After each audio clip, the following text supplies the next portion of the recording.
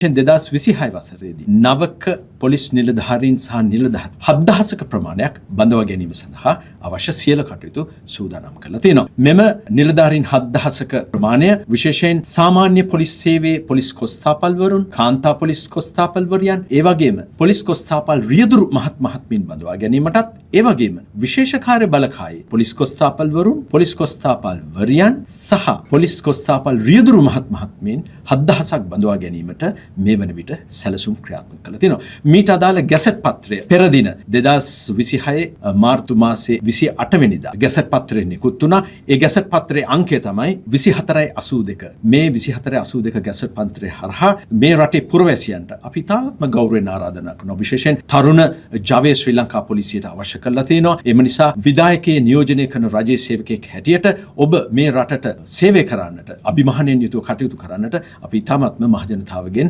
තරුණ ප්‍රජාවගෙන් ඉල්ලා සිටිනවා. අයදුම්පත් බාර ගැනීමේ අවසාන දිනය 2026 මැයි 8 වෙනිදා බව ඉතාමත්ම ගෞරවයෙන් සියලුම අයදුම්කරුවන්ට අපි නැවතත් මතක් කරනවා. අපේ මතකයේ දිවෙනවා 2025 අවසන් වසරේදී උපපොලිස් පරීක්ෂක මහතුරුන් 200ක් බඳවා ගැනීම සඳහා අපිට අයදුම්පත් 8000ක් පමණ ප්‍රමාණයක් ලැබුණා.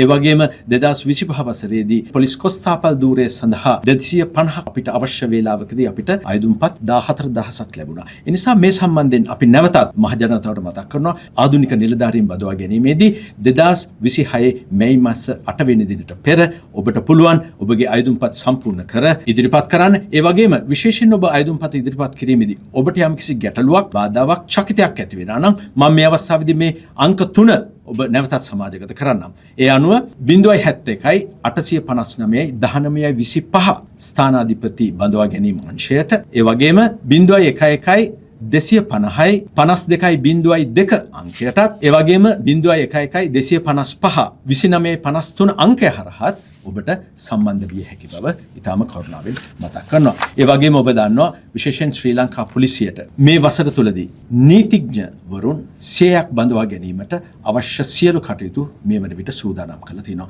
මෙම නීතිඥවරුන් බඳවා ගැනීම සඳහා මේ වන විට අපි ගැසට් පත්‍රයක් නිකුත් කරලා සමාජගත වෙලා තිනවා. මෙහි ගැසට් පත් අංකය 2477.